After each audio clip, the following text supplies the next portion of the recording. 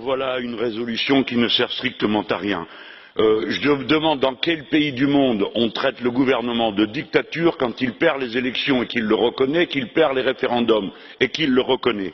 Dans quel pays au monde on est d'accord pour soutenir un opposant qui stocke chez lui des armes de guerre et des bombes? Si vous faites ça, alors préparez-vous à traiter de prisonnier politique n'importe quel terroriste que nous avons arrêté.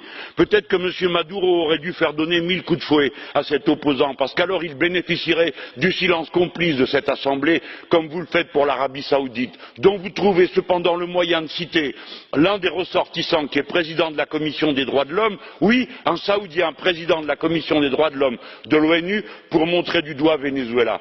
La vérité, c'est que vous ne vous occupez que de ceux qui défendent les pauvres pour les fustiger et les discriminer. La vérité, c'est que tout ceci participe à une entreprise de déstabilisation organisée par les États-Unis d'Amérique, qui font des coups d'État institutionnels comme ils l'ont fait au Guatemala, comme ils l'ont fait au Brésil, comme ils l'ont fait au Honduras, et que tout ceci n'est qu'un moment de propagande internationale de l'OTAN et des États-Unis d'Amérique. Ça ne vaut strictement rien, et je dis la colère de ceux qui aiment les gouvernements qui défendent les pauvres.